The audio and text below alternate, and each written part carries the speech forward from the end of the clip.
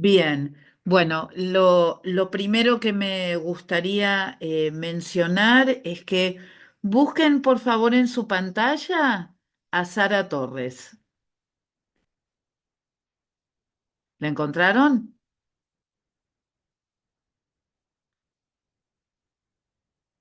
¿Sí? ¿La encontraron? Sí, Bueno, ahora me gustaría que extendieran sus manos y vamos a orar por Sara. En la semana pasada partió con el Señor su papá. Y cuando alguien tan cercano a uno se va, uno tiene la mezcla de decir, bueno, uno sabe que está en un lugar que es mejor, pero uno lo extraña y queda su mamá y queda su familia. Eh, el hecho que ella esté acá muestra que ella es una joven valiente, pero necesita de nuestras oraciones. Así que en este momento extendemos nuestras manos y oramos por Sara y por su familia. Señor, en esta noche nosotros queremos darte muchas gracias por estar en este momento con Sara, con su mami, con la familia. Señor, te pedimos de manera muy especial que tu, tu bendición, tu, tu presencia, tu paz, colme cada uno de los miembros de esta familia. Señor, te damos gracias por su vida, por su ejemplo. Te damos gracias, Señor, por eh, el esfuerzo que ella siempre hizo para acompañar a su papá y estar con él. Y te damos muchas gracias que hoy podemos orar con ella y por ella. En el poderoso nombre de Jesús. Amén y amén. Un abrazo a la distancia, querida Sara.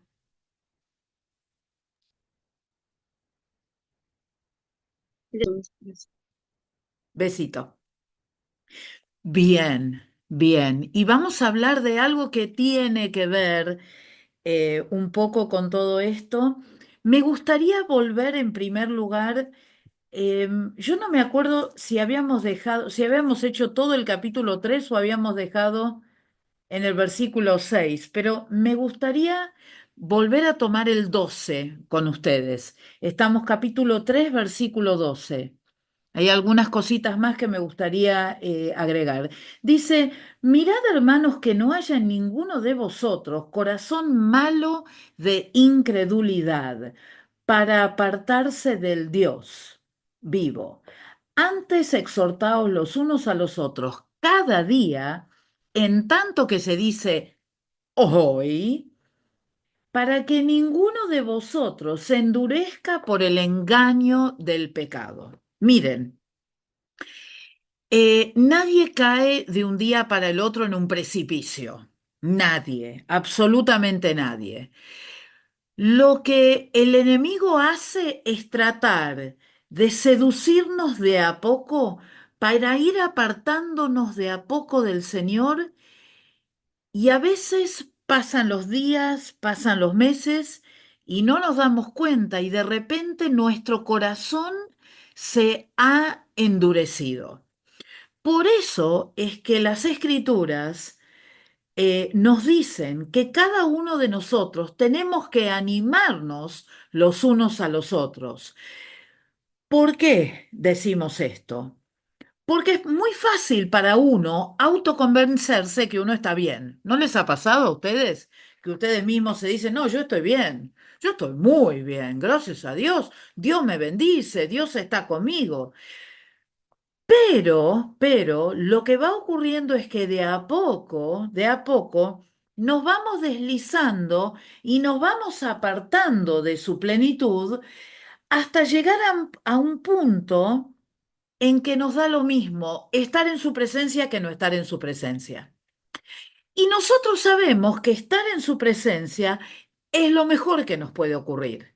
Por eso es que el autor a los Hebreos dice que cada día nosotros debemos animarnos, exhortarnos, hablarnos con amor, animarnos los unos a los otros, dice, hasta tanto se dice hoy, no puedo perder tiempo. Ay, sí, sé que la hermana quizás está pasando por un momento complicado. Bueno, ya voy a hablar con ella. No, no, nunca, nunca, nunca dejemos pasar ese momento en que el Espíritu Santo nos inspira para hablar con alguien, porque no sabemos, porque no sabemos. Entonces, lo que tenemos que hacer es, cada día que el Señor ponga en nuestro corazón, bueno, hay que hablar con esta hermana, hay que preguntarle cómo está, hay que compartir un texto bíblico con ella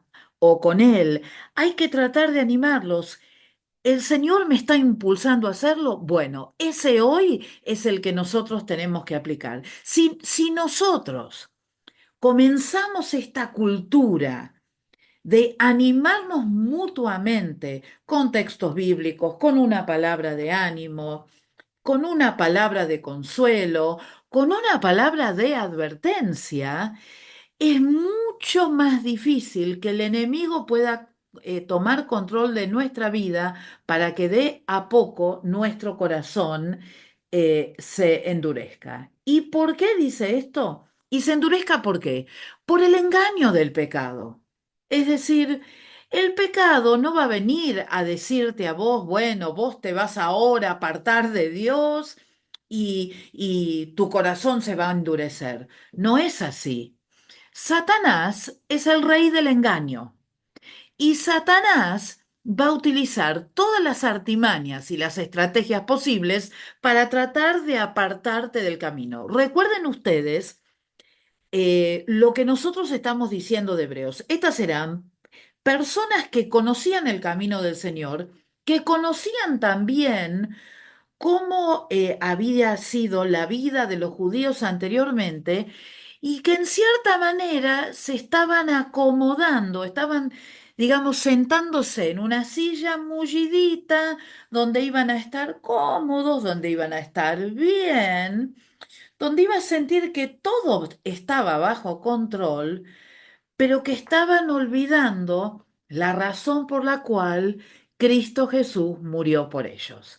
Entonces, sí es verdad que las escrituras están para hablar a nuestros corazones. Sí es verdad que el Señor va a hablar a cada uno de manera especial, pero también nosotros tenemos que tomar la responsabilidad que al que está cerca nuestro, si nosotros sentimos algo de parte del Señor, con mucho respeto, pero también con el temor del Señor que Dios nos está dando una oportunidad de oro para hablar con alguien que quizás está muy acomodado y que se está como olvidando de lo que realmente significa estar en su camino y que nosotros podemos hacer una diferencia en eso. Y entonces les dice, ¿y por qué pasa esto? ¿Por qué es que nuestro corazón no tiene que estar endurecido? Porque si el corazón está endurecido, no entra nada. No entra nada. ¿No les ha pasado que a veces se olvidan de regar una plantita y cuando quieren remover la tierra con, no sé, con esos, eh, con una especie de, ¿cómo se llama? Rastrillito o con una palita o hasta con un cuchillo, uno quiere tratar de entrar en esa tierra para aflojarla, para que la raíz pueda respirar? ¿Y qué es lo que ocurre muchas veces? La tierra no se mueve, no se mueve para nada. ¿Qué es lo que pasa en un corazón endurecido? Lo mismo, no nos mueve nada.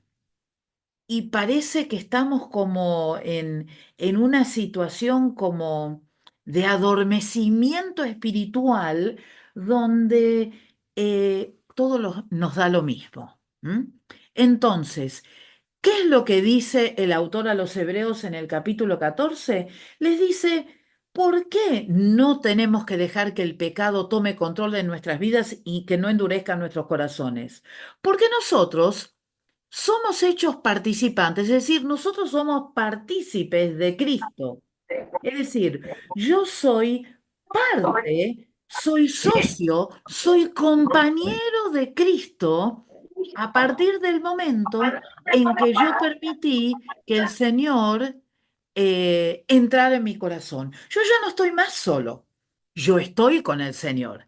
Entonces, si yo soy partícipe con el Señor, mi corazón nunca va a estar duro, porque siempre va a estar atento a lo que, a lo que el Señor quiere hablarme, ¿m? Por un lado.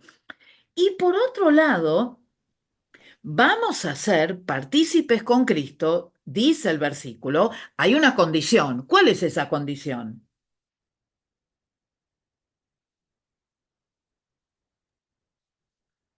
14. Tenemos que retener la confianza o la fe que tuvimos al principio. Exactamente, dice, con tal que retengamos firme hasta el fin nuestra confianza desde el principio, nuestra fe en lo que creímos. ¿M? Ahora, esa es nuestra responsabilidad. Es decir, yo conozco del Señor, yo sé quién es el Señor, me toca a mí retener esa confianza, me toca a mí tener fe y confiar que Dios está en el control de toda la situación. Entonces, cuando yo tengo fe que el Señor va a hacer la diferencia, entonces, ¿qué nos dice este texto? Que nosotros vamos a estar con Cristo, vamos a ser partícipes con Cristo.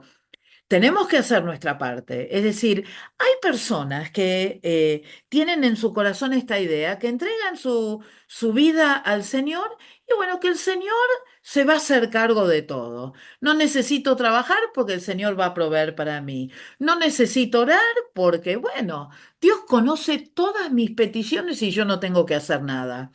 No tengo que dar mis ofrendas a y diezmos al Señor, porque bueno, Dios es el Dios de las riquezas y Él me da todo y Él sabe todo lo que yo tengo y yo ayudo a otras personas. Ahora, eso no es lo que nos dice este texto. Nosotros somos los que tenemos que, habiendo aprendido lo que dice en la Biblia, habiendo puesto por obra lo que dicen las Escrituras, lo que yo tengo que hacer es mantenerme firme, firme, firme. ¿Hasta cuándo? Hasta mañana. Bueno, mañana me doy un descanso. Bueno, quien dice Hasta el mañana dice fin. pasado. ¿Hasta cuándo? Hasta el fin. Hasta el Hasta el fin. fin, hasta el Hasta el fin, fin. siempre, siempre. En los momentos más fáciles, donde es fácil, cuando todo va bien, es fácil mantener firme nuestra confianza que tuvimos en el principio. Cuando vienen los momentos complicados, cuando vienen los momentos en los cuales yo no siento nada, esos son los momentos en donde nosotros realmente podemos ver cómo nuestra fe es probada y cómo nosotros podemos salir airosos de esa situación si nosotros hacemos nuestra parte. ¿Mm? Por eso es que nosotros nos apartamos de aquellos que solamente piensan en sentir, en las emociones, en llorar, en gritar, en un montón de cosas que tienen que ver más con las emociones que con un culto racional, como nos dice el libro de Romanos. Es decir, sí va a haber un momento en que nuestras emociones van a ser tocadas y donde nosotros vamos a sentir verdaderamente que el Señor está tocando la fibra más íntima de nuestro ser. Yo no estoy en contra de eso, ni jamás me van a escuchar decir eso. Pero sí tenemos que tener cuidado cuando es la emoción la que prevalece y cuando es la emoción la que se busca. Es decir, si yo voy a predicar, si yo voy a dirigir una reunión, si yo voy a hacer cualquier cosa, para que el que está delante de mí lo único que haga es llorar. Ay, así me siento. Ay, Dios los tocó porque están llorando. Les voy a decir una cosa. Yo no soy llorona. Y sin embargo, Dios me ha tocado muchas veces. Yo no soy llorona, pero sin embargo he tenido que mantenerme firme en la fe en momentos dificilísimos de mi vida. Y eso no quiere decir que yo no haya sentido la presencia del Señor, aunque no la sentía, porque yo sé en quién he creído. Y a veces confundimos la presencia del Señor con nuestras propias emociones y sentimientos. En los momentos difíciles, en los momentos críticos, en los momentos cuando uno se siente muy mal, es cuando uno recurre a las escrituras y encuentra, por ejemplo, que en el libro de los Salmos el salmista muchas veces hablaba, David hablaba, acerca que se sentía en el peor de los lugares. Aunque ande en valle de sombra de muerte, no temeré mal alguno. ¿Por qué? Porque tu vara y tu callado, tu palabra me infunden aliento. Entonces, tenemos que aprender a racionalmente entender que aunque nosotros no sintamos que Dios está con nosotros, Dios está con nosotros.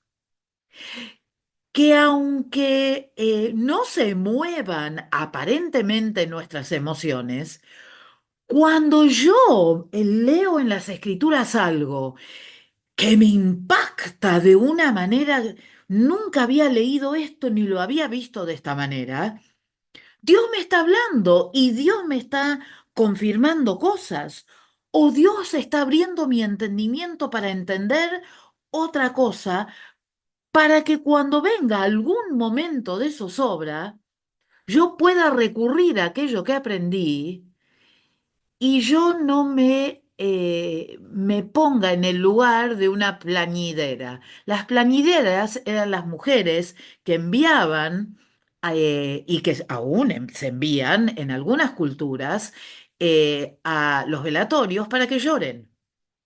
Se les paga para que lloren. Entonces, yo tengo que aprender a encontrar este equilibrio 50% de lo que yo leo en las escrituras, de lo que aprendo, de lo que absorbo cuando la leo, cuando estudio, y un 50% de la parte espiritual donde Dios habla a través de mi vida, donde yo busco la llenura del Espíritu Santo, donde yo hablo en otras lenguas, pero donde yo siempre, yo persona, tengo el control de lo que ocurre.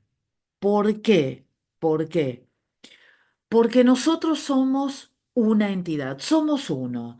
Tenemos una parte que es una parte espiritual, una parte que tiene que ver con lo físico, con lo mental, con lo que uno va pensando, y también hay una parte emocional.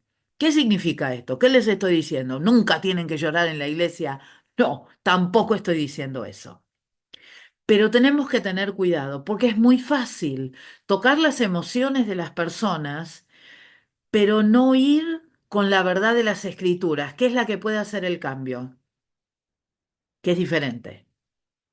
Y seguramente que el pastor Gustavo les habrá hablado a ustedes, y yo estaba leyendo acerca de esto también, que hay ciertas notas y hay ciertos acordes que si uno los pone en determinado orden, ¡ay!, te toca las emociones de una manera impresionante, impresionante. Ahora, ¿analizaste alguna vez la letra de lo que cantás? Si realmente le está dando la gloria y la alabanza al Señor que el Señor se merece. Hay que empezar a leer con mayor detenimiento.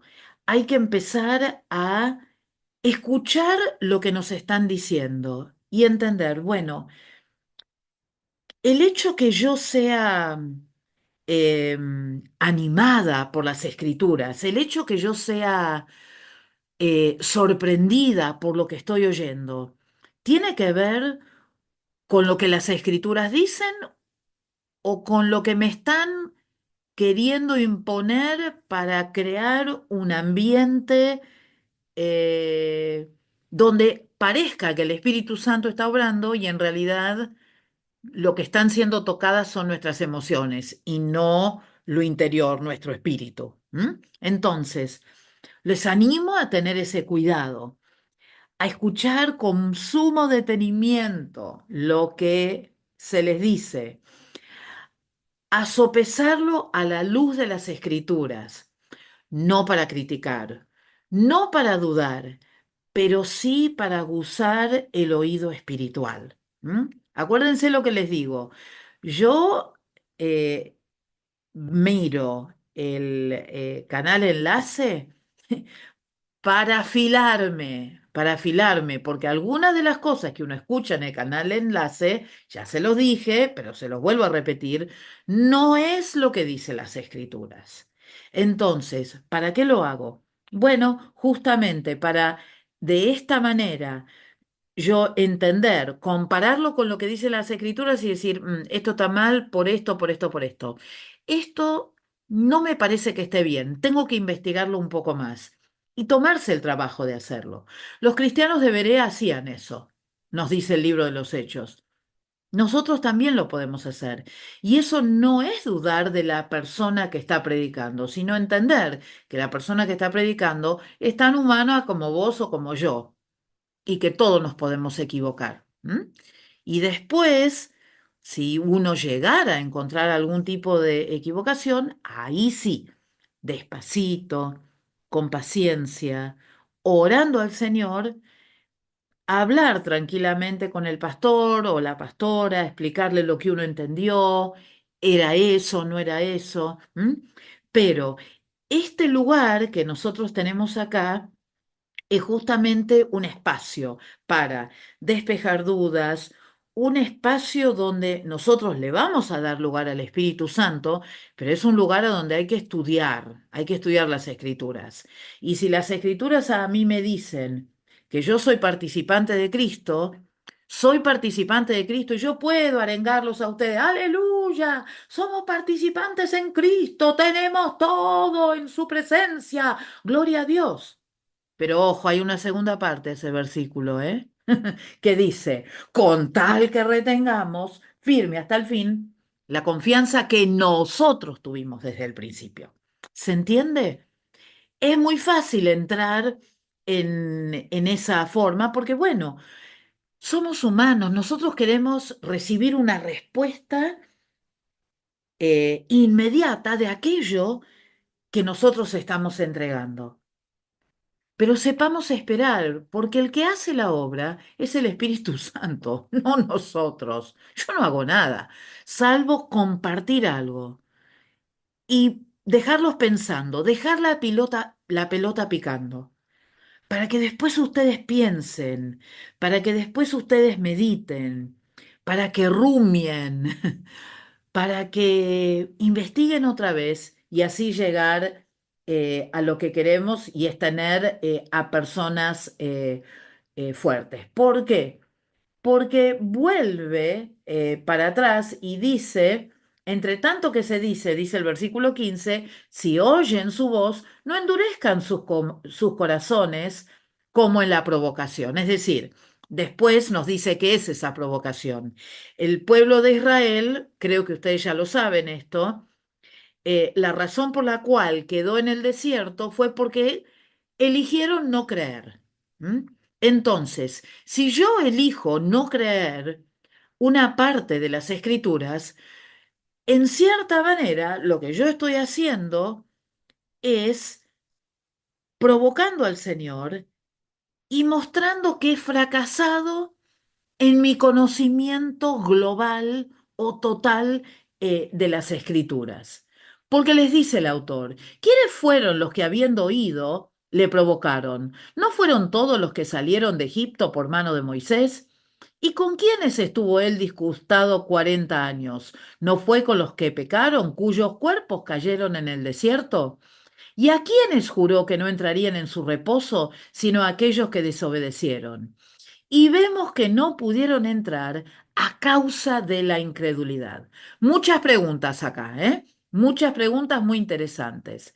¿Quiénes fueron los que entraron? ¿No fueron los que salieron de Egipto? Bueno, esto es una pregunta retórica, porque la respuesta es que sí, Respuesta es sí. eran ellos, Sí. el pueblo de Israel. 17.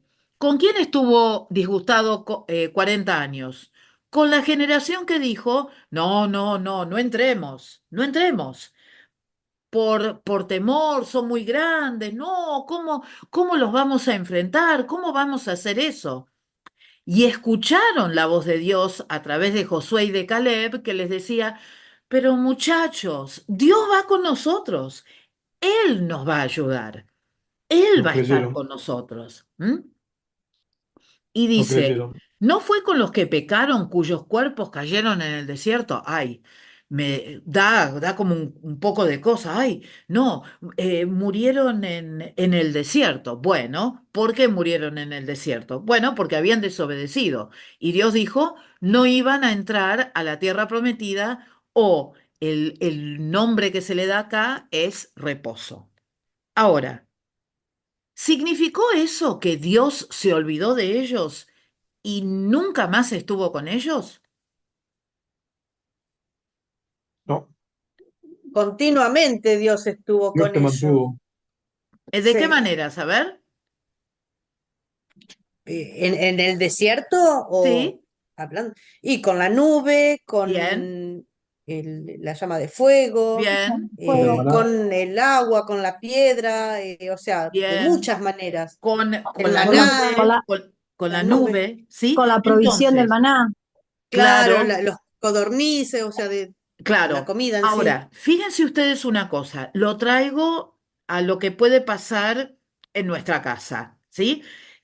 Aquellos de ustedes, o aquellos de nosotros, mejor dicho, que tenemos hijos, sabemos que siempre ha habido un momento en que uno los tiene que disciplinar. Hoy no vas a hacer tal cosa por tal o cual razón. Ahora, ¿significa eso que no les vamos a dar abrigo, que no les vamos a dar de comer, que no los vamos a cuidar? No, no significa eso. Significa que a veces por un tiempo, a veces por esa generación, eh, pero en el caso nuestro por un tiempo, va a haber ciertas cosas que no van a poder hacer por la sencilla razón de su desobediencia. Lo mismo pasó con el pueblo de Israel. Es decir, su misma desobediencia, su misma falta de fe, su misma actitud delante de todo lo que les daba el Señor, llevó a que ellos vivieran con Dios en el desierto. No sabemos exactamente cómo, porque hay poco sobre los años, se sabe algo del principio y algo del final de los 40 años, pero hay como años de silencio. ¿M? No muy diferente a lo que nos pasa a nosotros cuando nos apartamos del Señor. Y apartarse no significa caer en pecado ni nada, sino cuando nos enfriamos un poco. Es como que hay una serie de cosas que no ocurren, pero no es que no ocurren porque Dios nos está castigando, sino que no ocurren porque, por consecuencia de nuestro alejamiento de Dios. Y acá queremos hacer esa distinción muy importante. Es decir, cuando uno peca, uno no es perfecto y uno peca. Entonces, uno paga la consecuencia, hay una consecuencia al pecado que uno comete.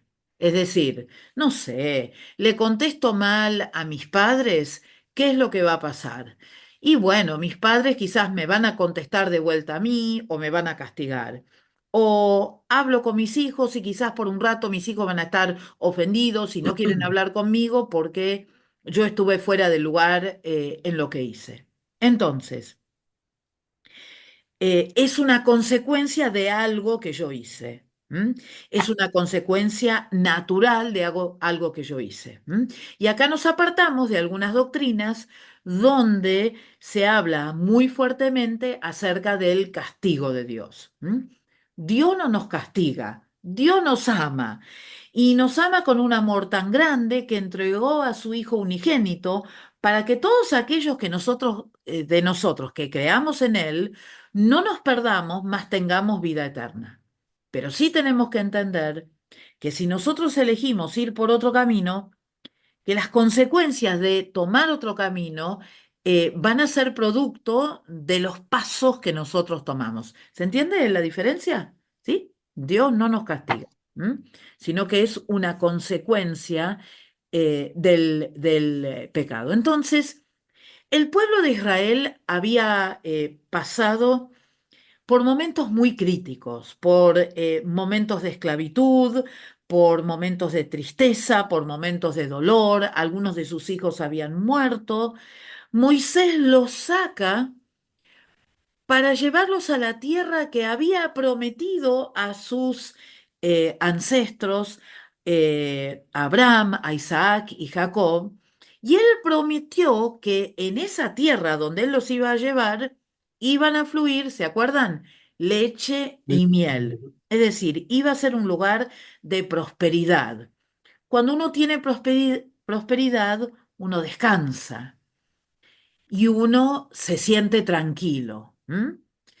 Cuando uno ha tenido mucha actividad y tiene esa oportunidad de sentarse en una silla cómoda o de acostarse en la cama después de un largo día, ¿no les ha pasado a veces que uno hace o uno dice, ah, qué alivio? ¿Mm? Ese reposo o ese descanso que uno tiene eh, hace que todo ese trajín que nosotros hemos tenido durante el día sea borrado por ese reposo y que uno realmente sienta la paz del hogar, un poco baja los decibeles y puede pensar en otras cosas. A nosotros, el hecho de reposar también tiene que ver con meditar en el Señor, pensar en su palabra, dar gracias por lo que Él ha hecho durante el día y tener un tiempo a donde uno está quieto delante de él. Entonces, viene el capítulo 4 que nos habla acerca de la promesa del reposo. Pero son las 21:02, nadie me dijo nada. Ustedes han estado así. Así que les doy 10 minutos como siempre para que se levanten, para que descansen un ratito.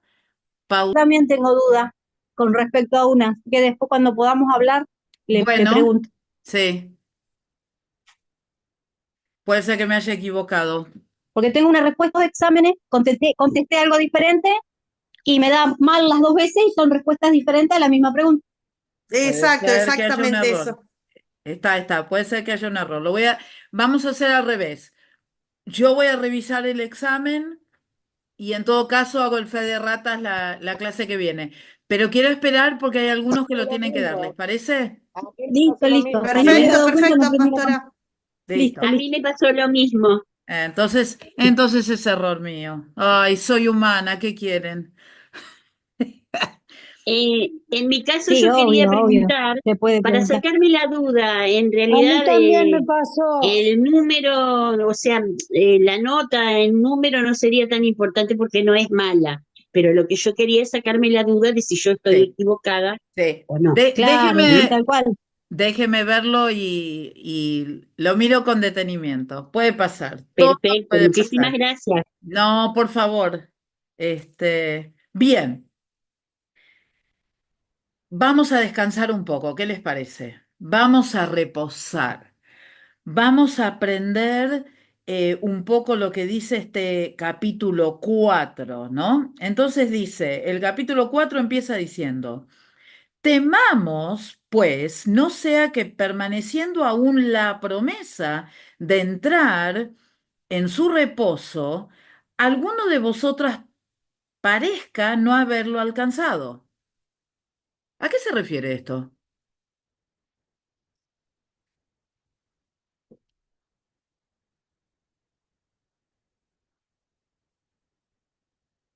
¿Al reposo? Sí, pero ¿de dónde sale esta idea? Puede ser que perdemos la salvación. No, porque está hablando ahora del reposo, no está hablando de la salvación. ¿No ven ustedes que hay una conexión directa entre lo que encontramos al final del capítulo 2 y lo que vemos en el capítulo 3? Estamos hablando de lo mismo, estamos hablando del reposo. ¿M? Recuerden El fracaso de ustedes entrar a Canaán. que la, claro, pero que la división de capítulos y versículos es una decisión aleatoria de hombres que dedicaron mucho tiempo a hacer transcripciones y que organizaron los versículos cómo les parecía. Y muchas veces nosotros vamos a encontrar que lo que a nosotros nos parece que no tiene nada que ver una cosa con la otra, porque el capítulo 3 es una cosa y el capítulo 4 es otra, en realidad, cuando nosotros vemos la palabra pues, que si nosotros buscamos un sinónimo significa entonces, significa como consecuencia de, evidentemente está íntimamente ligado con lo que decía anteriormente. ¿M? Entonces, dice, temamos pues, ojo, dice, no sea que permaneciendo aún la promesa de entrar en su reposo, alguno de vosotros parezca no haberlo alcanzado. Es decir, así como el pueblo de Israel, les acabo de decir, no yo, estoy personificando al autor de los Hebreos hablando con los Hebreos, no soy yo que les estoy hablando así de esa manera. Como yo les dije antes, dice el autor, que ellos no entraron al reposo de Dios porque desobedecieron, hablando del pueblo de Israel, dice, no sea que, aunque nosotros tengamos la promesa de entrar en un reposo, alguno de nosotros no tengamos la posibilidad de alcanzar ese reposo, dice, porque también el versículo 2, también a nosotros se nos ha anunciado la buena nueva como a ellos, pero no les aprovechó el oír la palabra, por no ir acompañada de fe en los que la oyeron. ¿Mm? Entonces, fíjense ustedes que acá está diciendo, tanto ellos como nosotros hemos tenido la posibilidad de recibir una buena nueva del Señor. En el caso de ellos, ¿qué fue? La promesa de la tierra prometida. Exactamente, esa promesa de entrar a la tierra y que ahí iba a tener un lugar de descanso. ¿M? A nosotros también se nos promete un lugar de descanso. ¿M? Pero, no sea cosa que nos pase como les pasó a ellos, que escucharon que iban a tener un lugar de descanso, pero nunca pudieron descansar. ¿Por qué? Porque no creyeron. Porque no creyeron, porque no tuvieron fe. Exactamente, Desconfianza. Sí, exactamente. Y volvemos a lo mismo, mis queridos, sí. y esto es constante. Dios hace su parte, yo tengo que hacer la mía. Es así, es siempre así. No es un Dios que impone, impone, impone y castiga, sino que es un Dios que comparte su palabra con nosotros, nos invita a nosotros a cumplirla, y en tanto y en cuanto nosotros la cumplamos, recibiremos aquello que hemos venido a buscar. ¿Mm? Ahora, cuando uno estudia acerca del reposo, no hay consenso acerca de a qué reposo se está refiriendo cuando habla del reposo del cristiano. ¿Tienen algunas ideas sobre qué reposo podría ser? La Base salvación, espiritual, Uno podría ser paz espiritual, otro más, la De salvación, descansar en el el Señor. reposo El celestial. cielo, el cielo. el cielo, el reposo, El cielo. digamos, final, cuando ya no estemos enfrentados a todas las vicisitudes de esta tierra. Bien. El ¿Algo descansar en más? el Señor. ¿Confianza en el Señor? Bien. Descansar en Él, claro. Descansar en Él. Bien. ¿Algo más? Seguridad en la toma de decisiones. Seguridad. Bien. En la toma de decisiones. Bien. Bien. ¿Algo más? ¿Se les ocurre?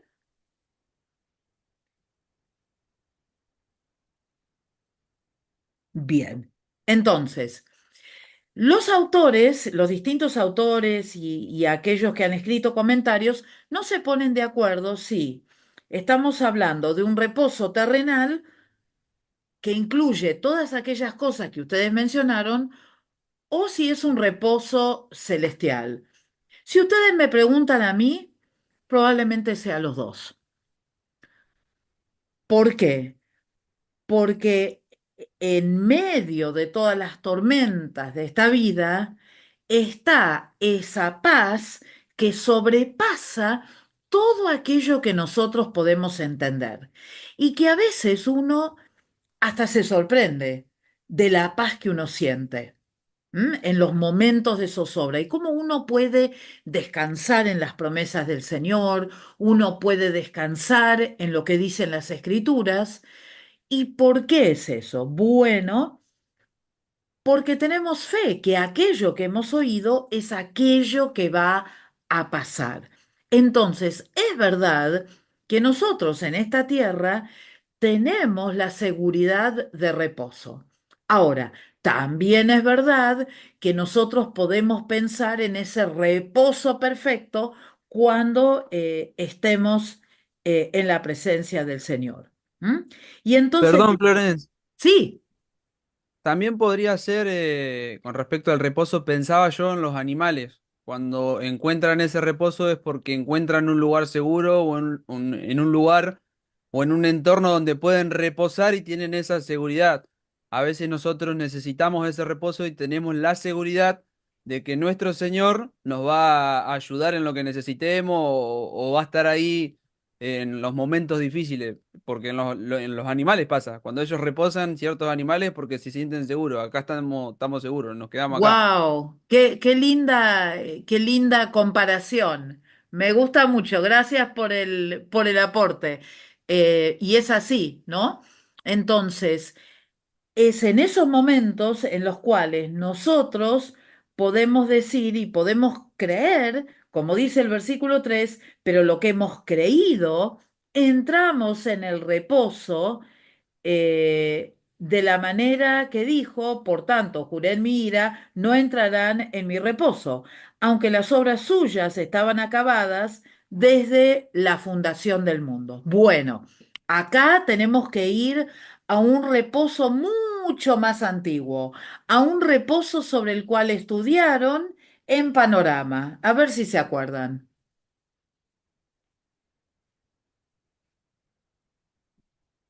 Primer libro Cuando Dios de... hizo el séptimo día. Exactamente, exactamente. Otra de las grandes enseñanzas que nosotros tenemos en la Biblia tiene que ver con ese día de reposo, con el séptimo día, cuando Dios descansó de todo aquello que Él había hecho y que eh, nos instruyó a nosotros a que también nosotros pudiésemos tener eh, ese mismo descanso. Entonces, fíjense ustedes eh, nosotros, nosotros los que hemos creído sabemos que podemos entrar en el reposo de Dios.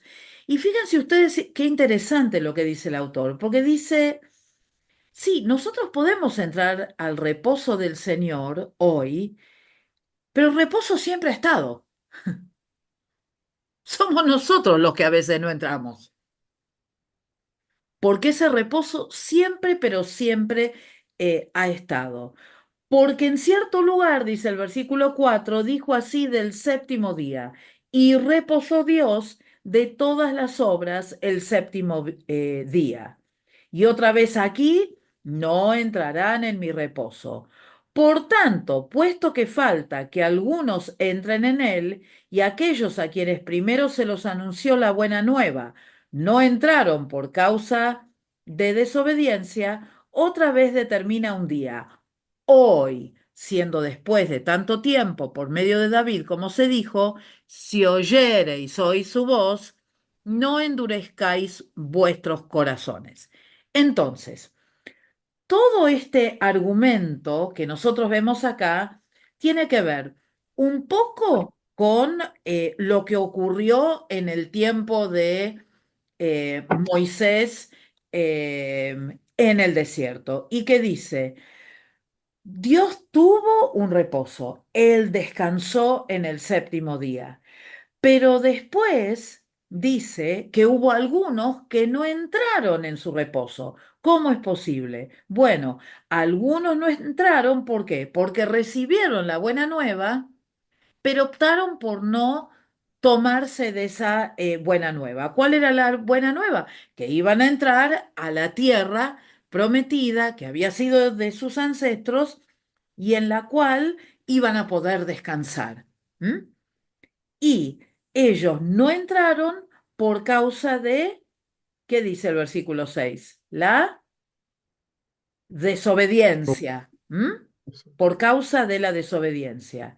Y fíjense ustedes que acá otra vez dice hoy. Lo tenemos capítulo 3, versículo 13 y capítulo 4, versículo 7. Tenemos otra vez la palabra hoy, hoy, en mi presente. ¿M? Dios me está hablando hoy en el capítulo 2 para que no seamos engañados por el pecado.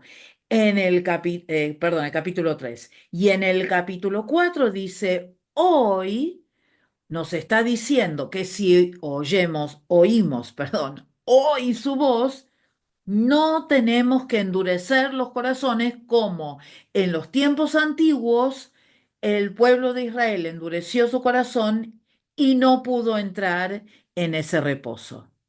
¿Mm? ¿Sí? Ahora, continúa diciendo? Porque si Josué les hubiera dado el reposo, no hablaría después de otro día. Por tanto, queda un reposo para el pueblo de Dios. Es decir, que no se hablaría hoy acerca de otro reposo si no existiese la misma posibilidad dada por el Señor que el pueblo de Dios hoy, que es el hoy que tiene que ver cuando este libro fue escrito, pero que también es nuestro presente, en donde, ¿qué es lo que se dice? Nos queda un reposo para nosotros. Es decir, ¿qué es lo que está diciendo el autor?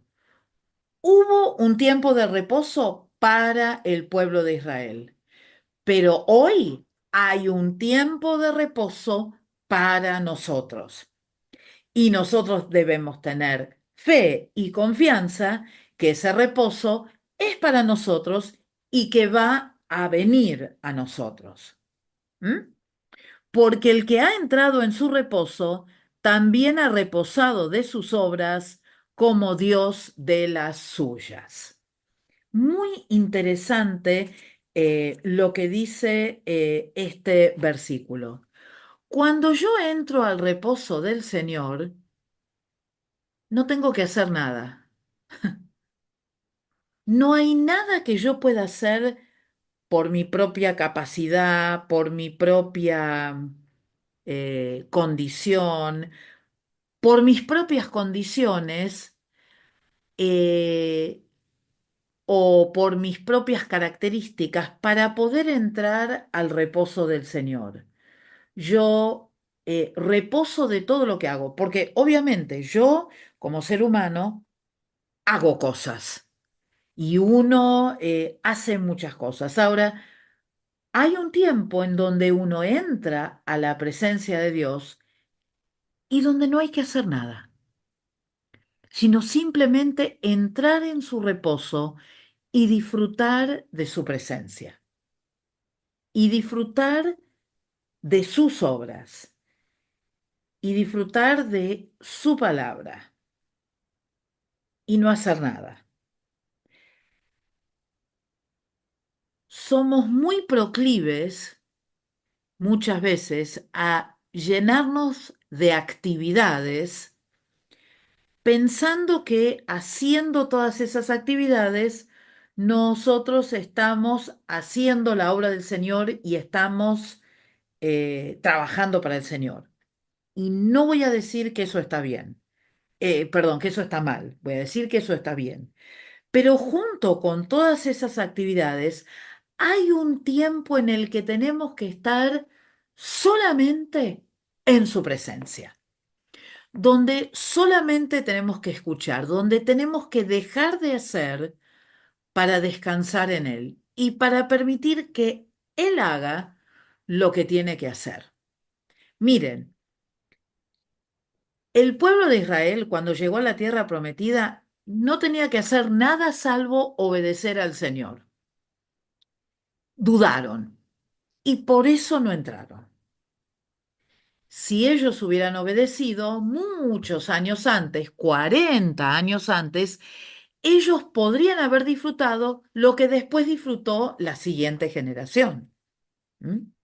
Entonces, no endurezcamos nuestros corazones, entremos al reposo del Señor, recordemos lo que ocurrió con el pueblo de Israel y aprendamos a estar eh, en tiempos con el Señor donde solamente descansemos, donde solamente nosotros podamos esperar que Él nos ministre y que Él nos dé lo que nosotros necesitamos para poder enfrentar las distintas situaciones que nosotros tenemos que enfrentar. ¿Estamos de acuerdo? ¿Sí? Un deditos arriba si estamos de acuerdo. Amén. Bien. Entonces, ¿qué es lo que nos dice el versículo 11?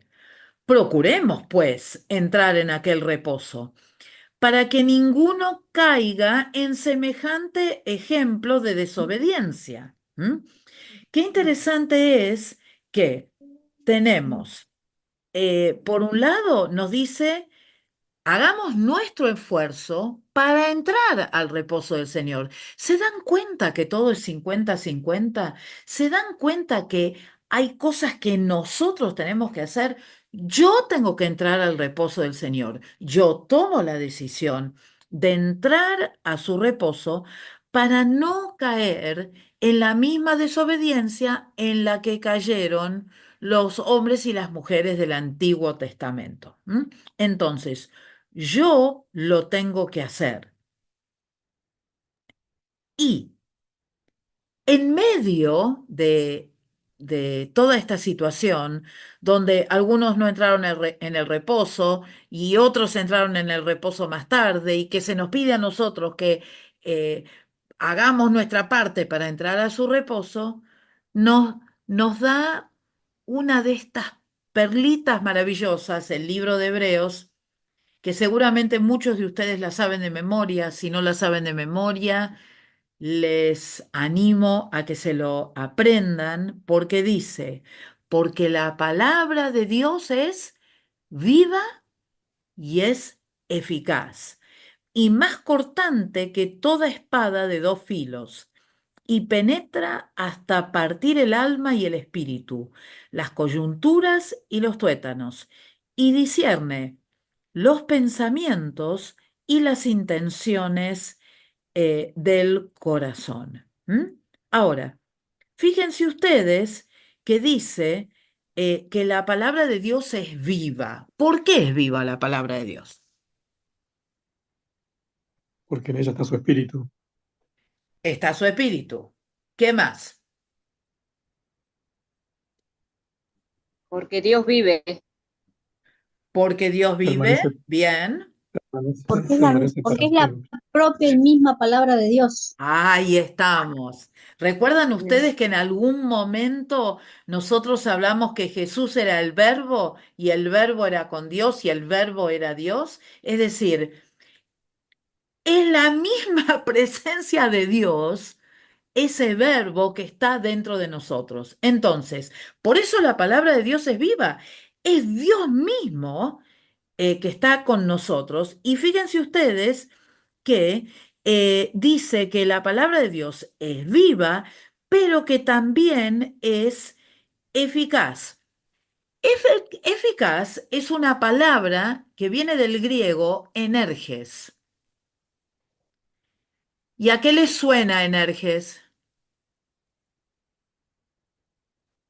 Energía. A energía, A exactamente. poder, De a ese poder. mismo vocablo se deriva la palabra que nosotros conocemos como energía. Es decir, que la palabra de Dios no solamente está viva porque es Dios mismo, eh, hecho carne y hablando y siendo la palabra misma, sino que también es eficaz, tiene energía, es, digamos, activa, ¿m?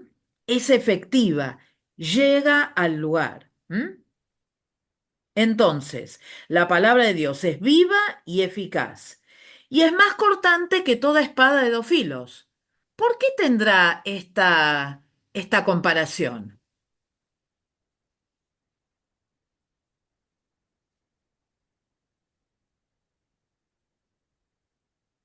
A ver, pensemos cuándo fue escrito Hebreos. ¿Qué espadas conocían estos muchachos? Sí, la de doble filo. Pero ¿espadas de quiénes? De los romanos. Exacto, de los romanos, de los romanos. ¿M? Nosotros siempre pensamos cuando eh, pensamos en una espada, no sé si les pasa a ustedes, uno piensa en el espadachín, en el zorro o algo así, donde la espada es muy finita y ti, ti, ti, ti, ti, chu, ah. Pero en realidad, las espadas más efectivas eran las espadas que eran afiladas de ambos lados. ¿Por qué? Porque una vez que entraba en el cuerpo de algún adversario, realmente destruía el interior de esa persona porque como tenía filo de ambos lados y si no cortaba por un lado o no hería por un lado, hería por el otro o llegaba a algún órgano o alguna arteria o alguna vena importante de esa persona, ¿no? Entonces, em,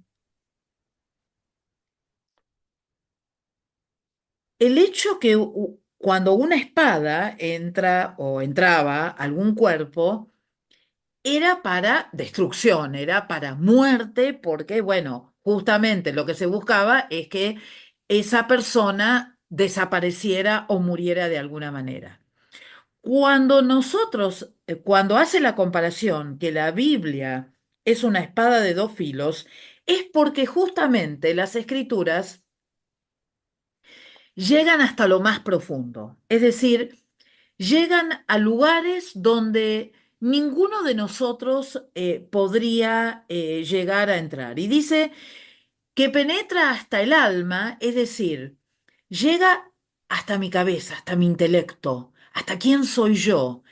Y yo escucho la Biblia y me maravillo ante lo que escucho y digo, gracias Señor, porque lo que leí hoy era para mí. Esto tiene que ver con lo que estoy pasando. ¿M? Pero también dice que llega al espíritu, llega a esa parte más profunda que es la que tiene comunión directa con el Señor, es decir, que las escrituras llegan a quién soy yo como persona, pero también llegan a mi parte espiritual. Pero también dice que llega hasta las coyunturas y los tuétanos, ¿sí? Aquellos de nosotros que tenemos algunos años, cuando nos empiezan a doler las coyunturas, que te duele la muñeca, que la rodilla, que el tobillo, ¡ay! Uno ahí se da cuenta que los tiene, ¿no es cierto? Los tuétanos son como si fueran los tendones. Ustedes saben que em, la razón por la cual, ustedes han visto un esqueleto, ¿no es cierto? Y ustedes saben que el esqueleto está hecho de muchos huesos. Cuando uno ve el esqueleto solo, ¿el esqueleto con qué está agarrado? Con músculo, No, no, no. Cuando ve el esqueleto estructurales. solo, cuando uno lo ve un esqueleto en una escuela, en una facultad, ¿con qué lo agarran? Ah, Con hilos, hilos transparentes, no sé. No, más todavía, porque algunos son pesados. Con alambre. alambre, con clavos, ¿sí? Algunos pueden ser con hilos, probablemente las falanges, ¿no? Los que forman los Sí. deditos. Pero si no, hay que agarrarlo con cosas bastante fuertes, porque si no, los huesos se desmoronan.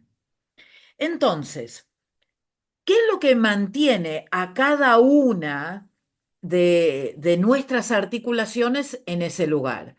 Bueno, son los tendones, que son como las terminaciones de los músculos que mantienen todo en su lugar. Cuando uno se corta el tendón de Aquiles, ay, ay, ay, ay, ay, ese pie como duele, ¿no es cierto? O alguien se rompe o rompe los tendones en la rodilla y hay que hacer algún arreglo porque si no la rótula anda ahí flojita, porque no hay nada que la sostenga, ¿se entiende? Entonces llega Sí. hasta esos lugares. Y eso es lo que mantiene, eso es para que entendamos que, digamos, los tendones es lo que está más cerca a, digamos, todo nuestro sistema óseo. Entonces, dice que las escrituras llegan hasta el lugar más recóndito de mi ser, hasta ese lugar donde nadie más puede llegar, hasta ahí llegan las escrituras. Y no solamente esa palabra viva, esa palabra energética, llega hasta el lugar más profundo de mi ser, sino que dice que hace dos cosas también.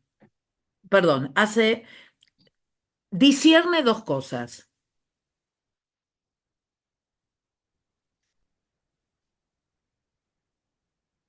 ¿Qué discierne? No los oigo. Los pensamientos. Pensamientos Pensamiento.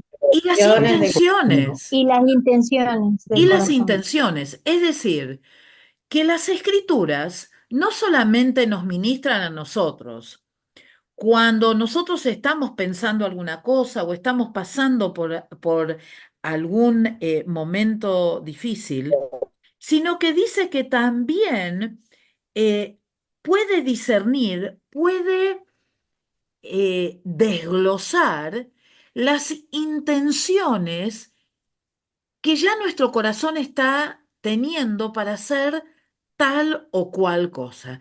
Fíjense ustedes qué maravillosa que es la palabra del Señor. Y acá me detengo un momento porque ¿quién de nosotros no ha estado escuchando una predicación, no ha estado escuchando, para ser más modernos, un podcast?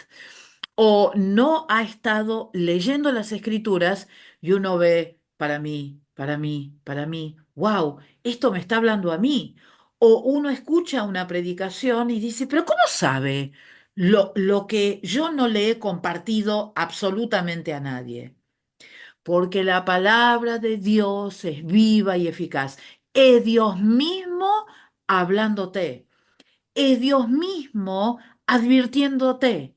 Es Dios mismo que sabe cuáles son las intenciones de tu corazón y que desea transformarte para que vos puedas ser el vaso más útil, la persona más precisa, para que puedas ser el hombre o la mujer más eh, excelente delante de su presencia y para la bendición de otras personas. Entonces, cuando nosotros leamos la Biblia, esa lectura diaria que seguramente cada uno de nosotros hace, eh, permítanle a las escrituras que les hable. Por ejemplo, yo rezongaba cuando tenía que leer no sé si les pasa a ustedes o si soy solamente yo, pero cuando tenía que leer, por ejemplo, eh, las familias o los lazos familiares, que uno lee hijo de tal, y yo La decía, pero genealogía. la genealogía, gracias, sí, a esta hora ya no anda bien.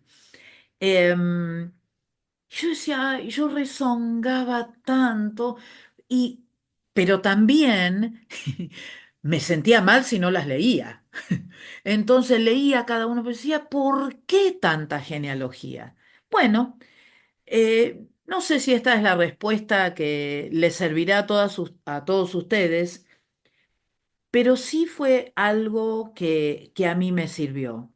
La razón por la cual están las genealogías es, por lo menos eso es lo que Dios me dijo a mí, es para que entendamos que Dios es el mismo ayer, que hoy y que todos los siglos, que Él obró con personas en el pasado, obra conmigo en el presente, y que en tanto y en cuanto yo le permita que Él siga obrando en mí, Él también va a obrar en mis generaciones futuras. No rezongué más, las leo bien ahora, las leo todas. Porque pasa a veces que uno, pero también nos traen mucha luz, ¿no? A lo que tenemos que hacer. Entonces, seguimos leyendo. Versículo 13 dice, y no hay cosa creada que no sea manifiesta en su presencia. Antes bien, todas las cosas están, chan, desnudas y abiertas a los ojos de aquel a quien tenemos que darle cuenta. Ay, ay, ay, ay, ay. ¿A quién le tenemos que dar cuenta nosotros? Vamos a empezar por atrás. Nada queda oculto. ¿A quién le tenemos que dar cuenta? A Empecé por Dios, la última parte. a Dios. A Dios mismo, ¿sí? Entonces, nosotros le damos cuenta a Dios. ¿Y qué es lo que nos dice este texto? Siguiendo con la idea de cómo la palabra de Dios me conoce tal cual es y lo que hace es advertirme acerca de esas intenciones que yo tengo, lo que manifiesta este versículo 13 y lo que recalca es que no hay nada que haya sido creado que no se manifieste en su presencia. Es decir, ¿podemos escondernos delante de su presencia? No. No, ¿Podemos nosotros hacer algo de lo cual Dios no sepa? No, no, no podemos hacerlo. Todas las cosas están desnudas y abiertas ante sus ojos. Por eso es que nosotros podemos entrar a su presencia. Salto un minuto a un versículo que seguramente también lo saben de memoria, el 16. Dice, acerquémonos, pues, confiadamente al trono de la gracia para alcanzar misericordia y alcanzar gracia para el oportuno socorro. Ahora voy a la explicación detallada de eso, pero ¿qué quiere decir eso? Yo entro a la presencia de Dios y yo tengo que entrar confiado. Tengo que entrar tranquilo. ¿Por qué? Porque cuando uno piensa en el reposo, piensa en tranquilidad, piensa en descanso. No piensa en temor o en angustia o en miedo al rechazo o a querer esconderse, sino que nosotros venimos delante de su presencia con confianza, con tranquilidad, entendiendo que Él está con nosotros y que Él nos conoce tal cual somos porque nosotros nos vemos reflejados a medida que vamos estudiando las escrituras. Entonces, dice, versículo 14, por tanto, teniendo un gran sumo sacerdote que traspasó los cielos, Jesús el Hijo de Dios, retengamos nuestra profesión. Bien, ¿por qué habla de traspasar los cielos? Un sumo sacerdote que traspasa los cielos. Que la oración llega a la presencia de Dios. No, porque acá habla del sumo sacerdote, a Jesús el Hijo de Dios, que traspasa los cielos. ¿Con qué lo podemos comparar? Es cuando Jesús viene a la Y antes tierra, Cuando de digamos. eso, Jesús asciende a los cielos, cuando resucita. antes que No, con ¿Con el el Espíritu tabernáculo. Santo? Con el tabernáculo. con el Con el- tabernáculo, ¿se acuerdan? No sé el- si lo habrán visto en mucho detalle, pero ¿se acuerdan que el sumo sacerdote entraba una vez al año al lugar santísimo? ¿Se acuerdan? ¿Lo estudiaron eso? Sí, ¿Sí? Bueno, sí.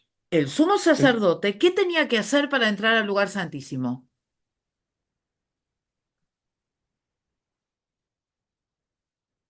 Tenía que Purificarse. Sí, purificar. bien, tenía que purificarse y después en acción, ¿qué tenía que hacer? Tenía que ir desde dónde hasta dónde.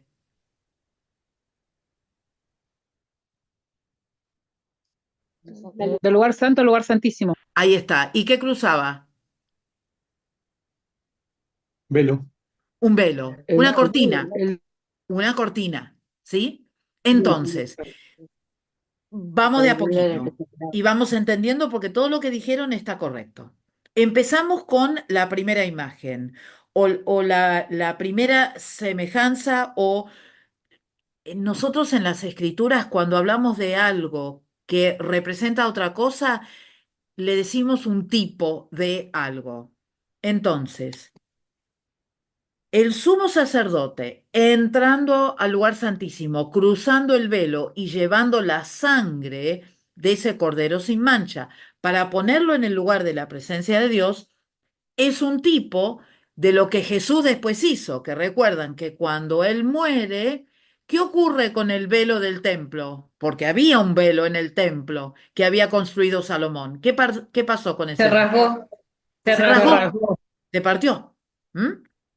¿Por qué? Porque ese era otro simbolismo de algo que estaba ocurriendo en lo espiritual, que es lo que ustedes decían, que Jesús murió por nosotros y después ascendió y fue recibido en la misma presencia del Señor como el sacrificio perfecto. ¿Sí? Sí. Entonces dice, nosotros no tenemos un sumo sacerdote, no tenemos a un humano Un humano. descendiente de Aarón solamente, sino que tenemos un gran sumo sacerdote, a Jesús, el Hijo de Dios, que traspasó los cielos, que llegó a la misma presencia de Dios. Entonces, ¿qué es lo que les anima a hacer a los cristianos? ¿Qué les dice a ellos? Tenemos a Jesús. ¿Qué es lo que no tenemos que hacer? ¿O qué es lo que tenemos que hacer? ¿Lo podemos hacer por sí o por no? ¿Qué dice el texto en la última Retengamos, parte? Retener la retengamos nuestra profesión, profesión. Bueno, ¿y qué significa retener la profesión? Retener que confesión. somos arquitectos, no sé. Profesión significaba confesión. Exactamente. ¿M? Entonces, ¿qué es lo que le está diciendo? No dejen el camino, no dejen todo aquello en lo que ustedes creyeron, porque delante de nosotros tenemos a Jesús, al Hijo de Dios, que no es que traspasó un velo hecho de cortina o un velo que se rasgó en dos en un templo construido por hombres, sino que es la misma presencia de Dios que entró, eh, perdón, el mismo Jesús que entró a la misma presencia de Dios para hacer la diferencia. Entonces, ese sumo sacerdote que tenemos no es cualquier sumo sacerdote, es el gran sumo sacerdote. Y vuelve a decirle, porque no tenemos un sumo sacerdote que no pueda compadecerse de nuestras debilidades, sino uno que fue tentado en todo, según nuestra semejanza, pero sin pecado. Sin sin pecado. pecado. Es decir, Jesús Perfecto. conoce todo aquello que a nosotros nos puede llamar la atención, que nos puede hacer caer, eh, aquellas cosas que tienen que ver conmigo o tentaciones que traiga el enemigo hacia mi vida, pero nosotros tenemos ese sumo sacerdote que se compadece de nosotros, que nos entiende, que nos puede acompañar. ¿M? Y entonces, ¿qué es lo que les dice? Como tenemos a ese Jesús que nos comprende, acerquémonos pues confiadamente al trono de la gracia, a su misma presencia. ¿Para qué? Para alcanzar misericordia y hallar la gracia que necesitamos para recibir el socorro que necesitamos cuando somos tentados, todos los días. Es decir, puedo llegar a decir o puedo estar de acuerdo con lo que alguien está diciendo y yo sé que eso es equivocado. En ese momento puedo ir a la presencia de Dios y hallar su presencia y hallar la gracia para tener ese socorro para mantenerme callado. O puedo hallar gracia para no ir a un lugar que yo sé que no va a ser un lugar que para mí va a ser de bendición. Y podríamos seguir diciendo cosa tras cosa tras cosa. ¿Por qué? Porque si nosotros nos acercamos con confianza, con fe, el Señor nos va a ayudar a pasar la tentación. ¿Mm? Por eso, es sumamente importante que nosotros sepamos que la tentación en sí misma no es pecado, es una tentación. Es como si fuera el olorcito del queso que llama al ratoncito Jerry y que lo lleva, y que lo lleva y lo lleva y lo lleva. Ahora, si el ratoncito no sigue a ese olorcito y se da vuelta y se va, no cayó en la tentación y todo está bien, pudo vencer. ¿M? Ahora, si nosotros seguimos al olorcito y finalmente caemos, y bueno, ahí sucumbimos a la tentación y ahí sí tenemos que ir a pedirle perdón al Señor. ¿Se entiende la diferencia? ¿M? Em, Así que es sumamente importante que sepamos que Dios nos va a socorrer, que Dios va a estar con nosotros y que ese socorro que vamos a recibir es oportuno, es a tiempo. Dios nunca va a llegar tarde. Es posible que nosotros nos apuremos, pero Dios nunca va a llegar tarde. ¿Estamos? Ahora, ¿qué es lo que les voy a pedir para la clase que viene? Tenemos que ir avanzando un poquito. Así que les voy a pedir para la clase que viene, si pueden, por favor, leer a conciencia, tranquilos, los capítulos 5 y 6. ¿Mm?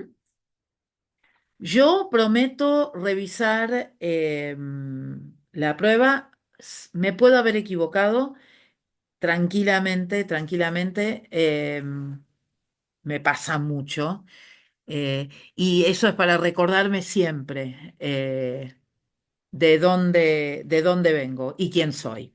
Así que eh, lamento la equivocación, pero bueno, esa soy yo. Así que eh, tienen que estar conmigo y tienen que acompañarme y perdonarme. Así que lo reviso todo y por supuesto sepan que cualquier revisión, aunque no aparezca ahí el cambio de nota porque la nota es automática, yo lo pongo en mis registros, así que bueno, quédense tranquilas. Y tranquilos, prefiero hablar del examen la vez que viene porque hay algunos que no lo hicieron y que lo van a hacer más tarde. Y no quiero causar ningún problema ahí. Así que bueno, vamos a terminar ahí.